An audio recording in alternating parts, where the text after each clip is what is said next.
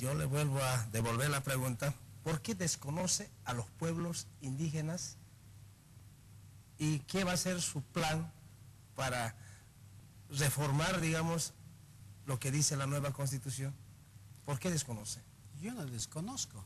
No admito que la gente que hace política por demagogia llame y les trate como indígenas, como indigentes, y que les haga marchar, les dé alcohol, les haga dormir en la calle. Eso no admito. Yo busco la afirmación de la nación.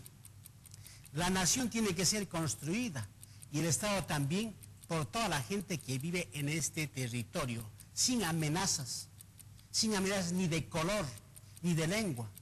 Lo indígena es colonialista, pues es el colonialismo que viene y ve a Surco mascando su coca y dice, mira el indígena.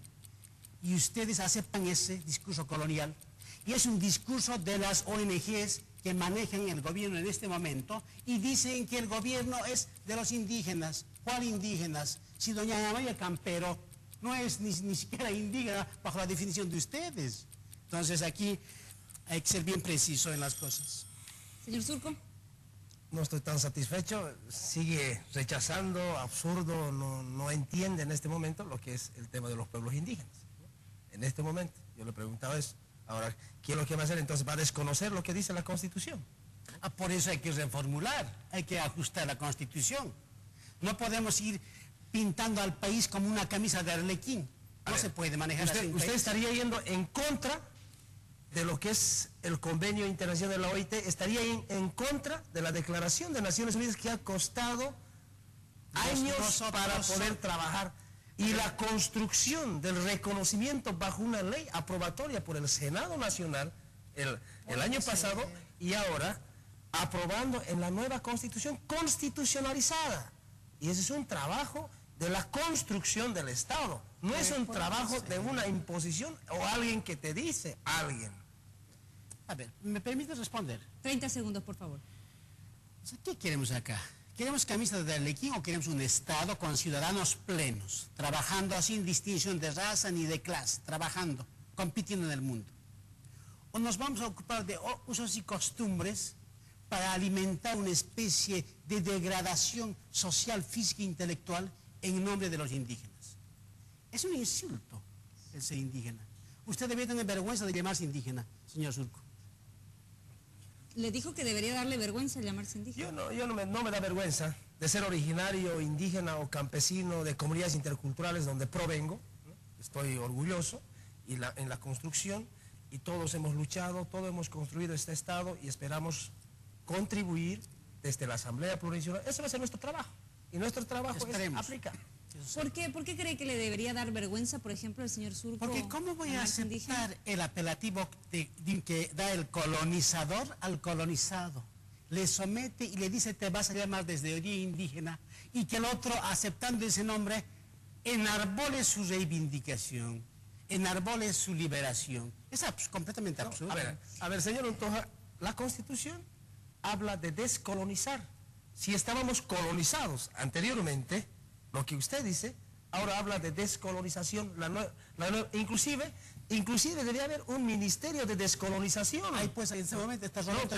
Claro. ¿Cómo está descolonizando? ¿Qué está haciendo? Formándoles indígenas, originarios, campesinos, bautizándolos otra vez, y eso significa neocolonialismo.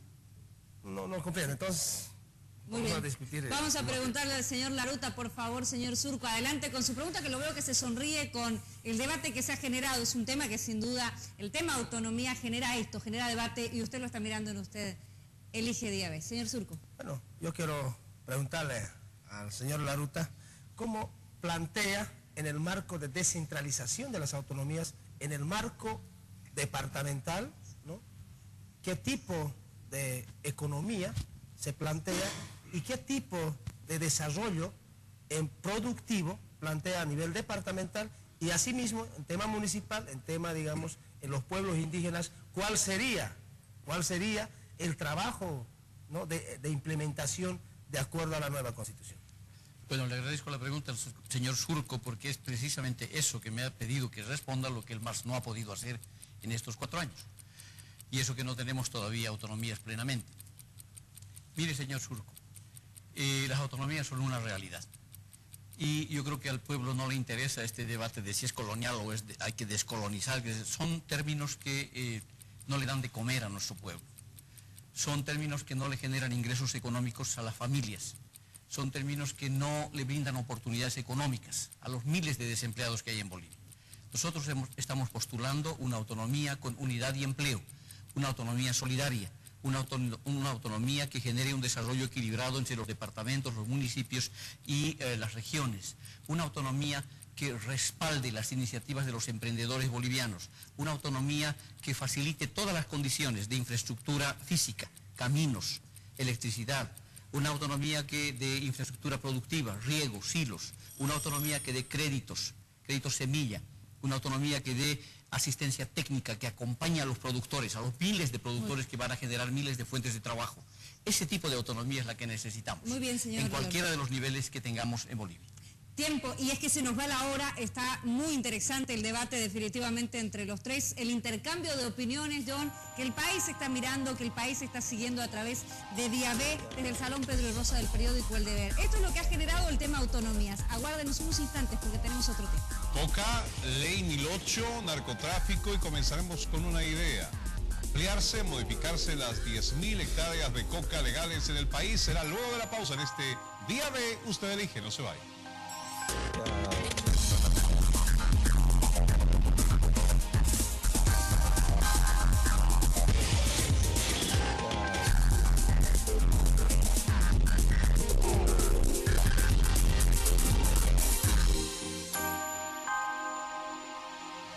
Desde el Salón Pedro Rosa, el periódico El Deber, desde Santa Cruz para todo el país, la Red 1 de Bolivia, en Usted Elige Día B.